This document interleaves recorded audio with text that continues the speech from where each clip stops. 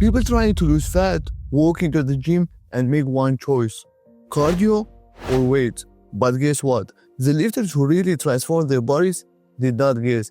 They actually chose the option that multiplies fat loss instead of wasting time. So which one actually burns more fat? Is one objectively better than the other? Or have we simply just been arguing over the wrong thing this entire time?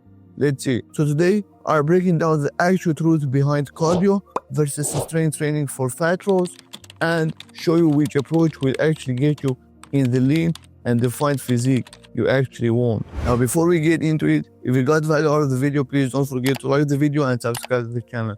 And let's start with what actually happens during the workout. Now, depending on intensity and duration, a 1 hour cardio session can burn anywhere from 3 to 800 calories per hour. Compare that to weightlifting, where a vigorous 1 hour session might burn around 4 to 500 calories. So on the surface, cardio wins, right? Not so fast. Here's the issue, bro. Once the cardio session ends, so does the burn.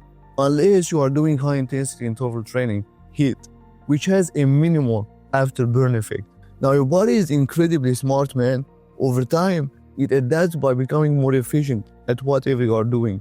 That means you burn fewer calories for the same workout, the same intensity, and the same duration as you get better at it.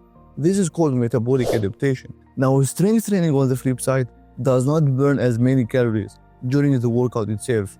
That part is actually true, but here's where things actually get interesting. Lifting weights usually leads to higher EPOC levels than cardio.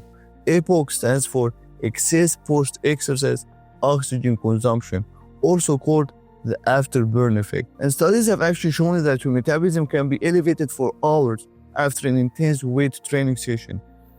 Some studies say up to 36 to 48 hours. That means burning extra calories while sitting on the couch and watching TV, sleeping, or even scrolling on your phone. You got it? In a 2025 systematic review and meta-analysis published in the Journal of International Society of Sports Nutrition, researchers analyzed 31 studies and found that even though all types of exercise led to similar changes in body fat percentage, aerobic training and concurrent training, which is aerobic training and resistance training combined, reduced the total amount of fat more than resistance training alone. But here's the catch: resistance training preserves muscle mass much better than cardio-only training. Now you'll be like, what does this even matter, right? Because when you lose weight through diet and cardio only, a significant portion of that weight will be muscle mass. And that means your metabolism will slow down and you are more likely to regain all the weight back. And sometimes even with more fat than before, man. You can lose weight on cardio alone, for sure, but you end up looking soft and undefined because you actually lost muscle along with fat. Muscle mass also increases your BMR, which is the number of calories your body burns just to exist, man. Breathing, thinking, keeping your heart beating. The more muscle you preserve, the more calories you will burn, not only while exercising, but also while doing nothing. And yes, even when you are sleeping. Now, before all the cardio lovers actually attack me in the comments, let me be crystal clear, bro. Cardio definitely has its place, man. But the way most people actually use it for fat loss is completely backward. Now, the issue is when cardio becomes the only tool in the toolbox, or when it is used excessively in pursuit for fat loss. And that is exactly when you start to see muscle loss, hormone disruption, and even metabolic slowdown. Now, I learned this the hard way, and I definitely don't want you to fall into the same trap.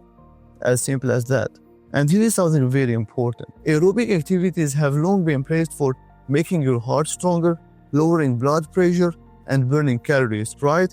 It also offers many other benefits like lowering stress, improving sleeping habits, and actually reducing joint stiffness. Cardio is definitely essential for overall health, man. The point is not to stop cardio. The point is actually to stop relying on cardio as your primary fat loss tool.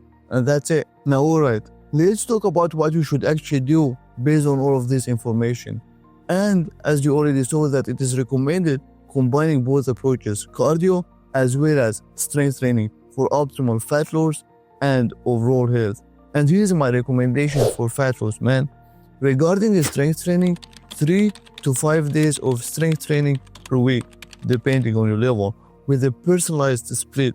Use different exercises in your workout, and always make sure to include both free weights as well as machines. Work in the 6 to 12 rep range for most exercises. Progressive overload, but that might not be possible as you are in a calorie deficit. Regarding cardio, add 3 to 4 days of strategic cardio.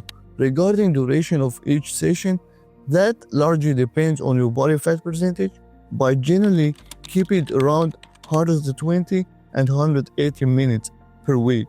Focus on body composition, not only weight.